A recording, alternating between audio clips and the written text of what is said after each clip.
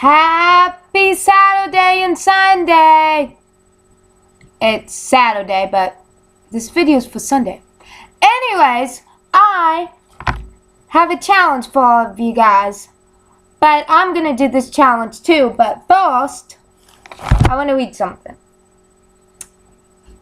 The Lord regains forgiveness, execute judgments from his throne. He will judge the world with justice and rule the nation with faithfulness. Not faithfulness, fairness. The Lord is shelter for the present and a refuge in time of trouble. Those who know your name trust in you. For you, O Lord, do not abandon those who search for you. Sing praise to the Lord will regain in Jerusalem. Tell the world about his unforgettable deeds.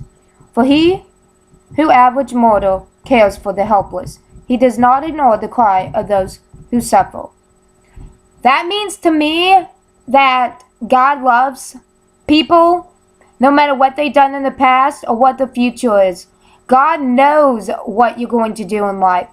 He knows your future. He knows how many hair is on top of your hair. He wants to have a relationship with you. And why is faith so important to me? Because without faith, I would have never gave up a dear website. Without my faith, I would not be the person I am today. Without my faith, I would have already committed suicide. And I can honestly say that. That one of the reasons that I'm not dead is because I turned to the Lord more than I've ever had. Turning to the Lord does not mean your life is going to be easier. In fact, it's probably going to be harder because you will be tested by other people to try to change it and by the devil. But if you stay strong and firm, you can get through just about any situation with the Lord. And no situation is hopeless if you simply just ask the Lord to help you. And if you believe that it's not hopeless. Anyways, on that note, I wanted to say something. This is by Zig Ziglar. The choice to have a great attitude is something that nobody or no circumstance can take away from you. I say the same thing about faith. Your faith cannot be taken away if you don't let it. Your faith will make you stronger. I truly believe that, and I know from my past experience that if I didn't have faith, I would not be alive today. If I did not believe in something other than myself, I would not be the person I am today, and I would not be alive. And in my darkest moments, there is somebody that never abandons me, no matter what I do in life, and that is God. I wish people were more like that, and I need to work on forgiveness too. But it's part of life, and if we didn't have trouble, then we wouldn't need God in our life. That's what I got to say about that. And better to be poor and honest than to be dishonest and a fool. Empathy without knowledge is no good. Hassle makes mistake. People ruin their lives by their own foolishness and then get angry at the Lord. What that means to me is that people blame the Lord for their problems, not the self, and they don't change. They don't try to change the situations or who they are. They just think that God is supposed to just hand them everything and they don't have to work for it. Not true. This world does not hand you free things. Friendship is free, kind of, but you still have to take time and commitment for that friendship, so it isn't free. You have to think outside of your world to help somebody else. So that's not free. That's my opinion on that. Anyways, here is my challenge, and I'm going to do this today too. Not to focus on what you don't have, write down what you do have. I have food every single day, just about. And if I don't have food, I have a mom or a big sister that will help me get the food. Write down what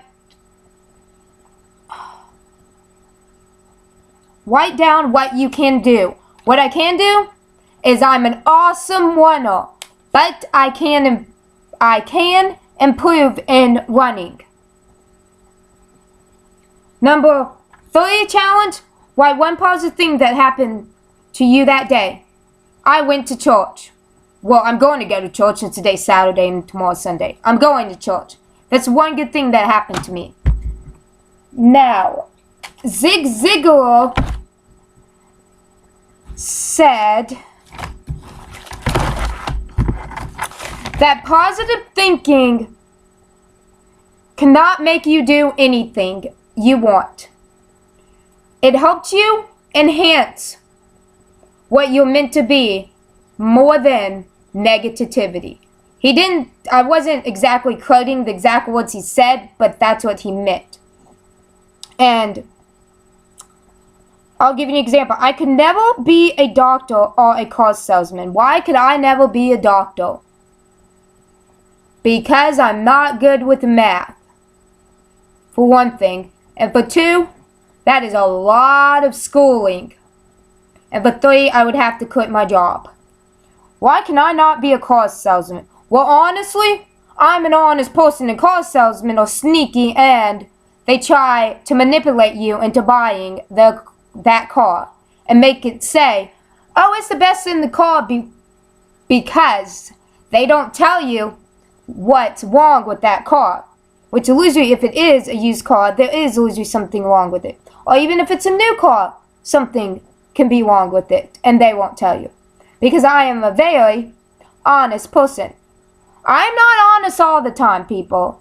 I make mistakes, and I know how to lie. I just don't do it that often. Because what is the point of lying? It gets you nowhere. It betrays the people you love. It betrays your friend. It makes people question your character.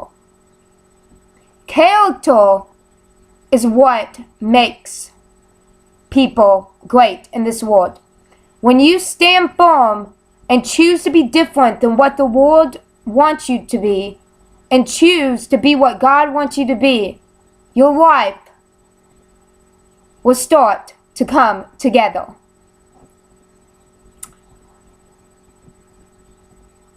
Yep. Unless you can define your goals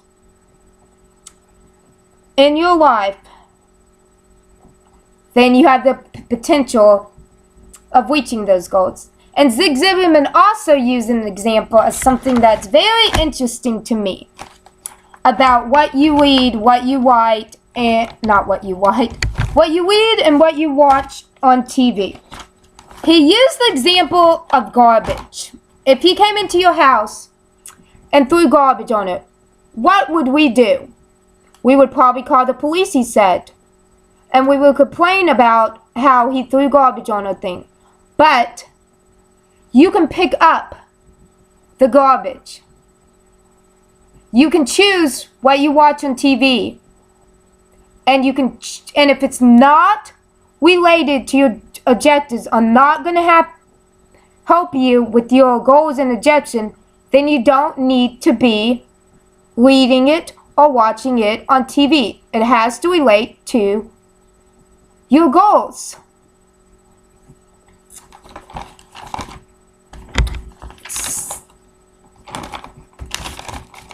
So, and the 7 types of goals, aspects of goals.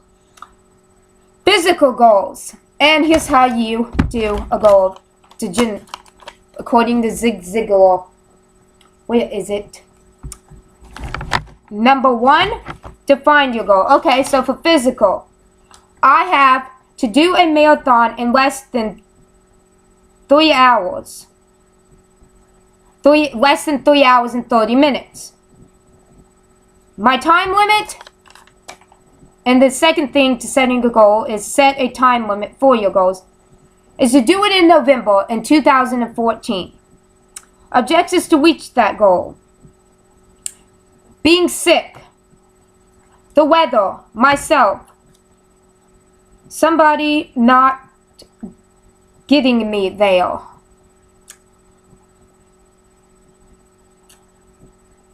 To get me there. Not me not having my music. Me not training. And then it says, people that can help you overcome these objectives. The Lord. A doctor if I get sick. My big sister named Jill to help me get there if my mom can't, or if me and my mom are fighting or something. Skills, and then the next thing he says, skills you need to have to make your goals. Number 1, skills I need discipline to do it. I need motivation. I need the right mental attitude. And I need timing. And I need patience. And I need to forgive myself when I don't do it. And a plan to reach that goal. To run at least 15 miles in weeks until that marathon.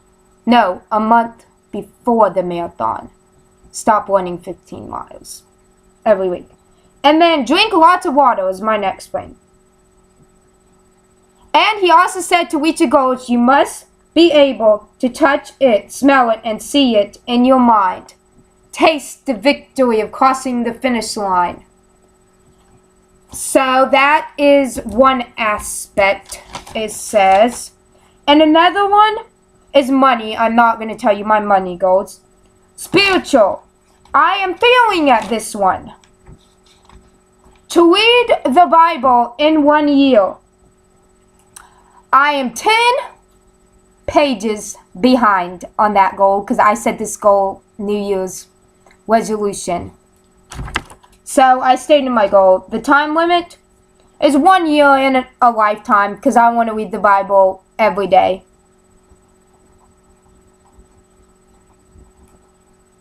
Obstacles to reach them. Obstacles that cannot make me reach them. People. Time. Myself. Commitments. Forgetfulness. Balance. I need to learn balance too to do this. And people that can help you overcome it.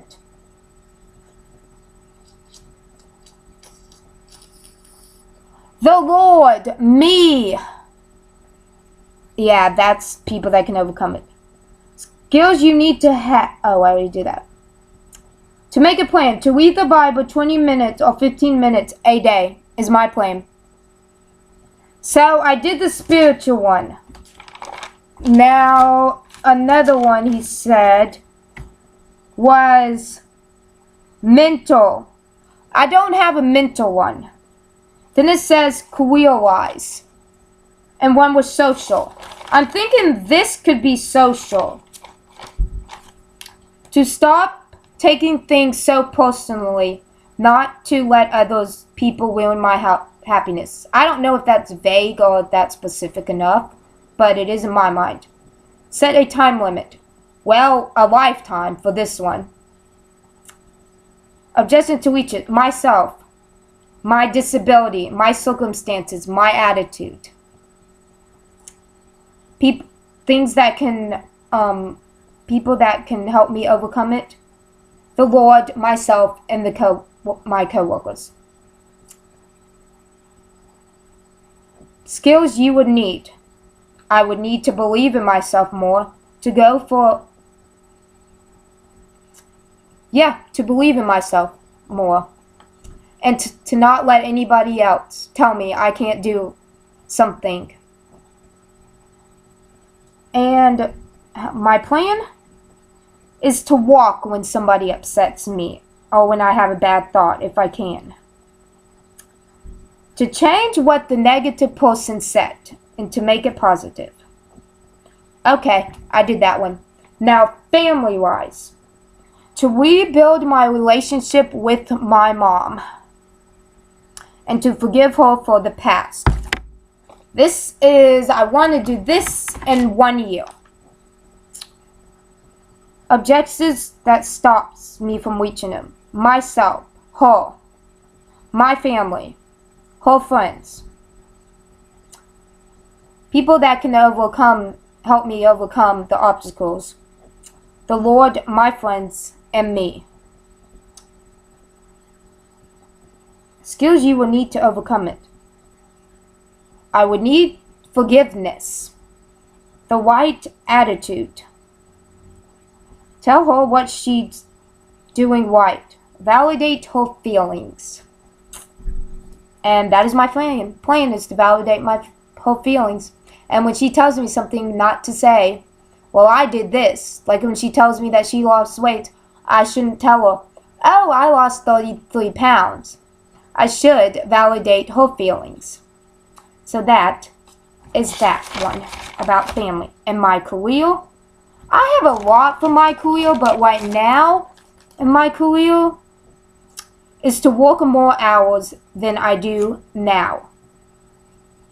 And to let my anxiety not show. And I'll give you an example of when I did let my anxiety show. Friday. Somebody, or I misplaced it, I don't know which one, took my broom stick, what do you call it? The thing you put the broom in, to put the dirt in. Dustpan, that's it. Dustpan went missing off of my cart. Well, I call it my cart because I'm the one that mostly uses it, but other people use our cart, and they did not put it back. So I went frantically panicking, looking for a dustpan. And you know what I did? I kind of yelled at a coworker for saying, why do people not put things where they belong? Was that his fault that happened? No. So that's when my anxiety showed.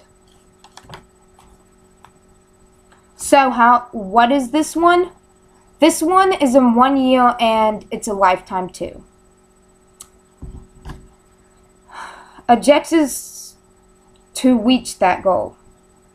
Myself, people, my attitude, my family, the devil, and my boss. Because my boss can keep me from having more hours, and other things can keep me from having more hours that I don't want to say.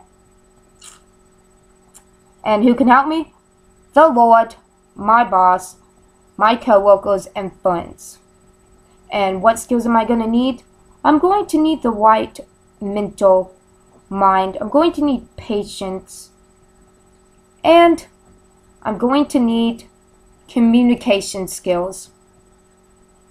And I'm going to need more coping mechanisms at work for my anxiety. And make a plan. Do what my boss says without questioning it. Like if he says something, don't give him my idea how I think I should do it. Just take what he says and do his idea. And to take a deep breath when things go wrong and pray and take a step back and look at the situation. That is my goal for the career. I haven't got one for mental yet. But I guess for mental,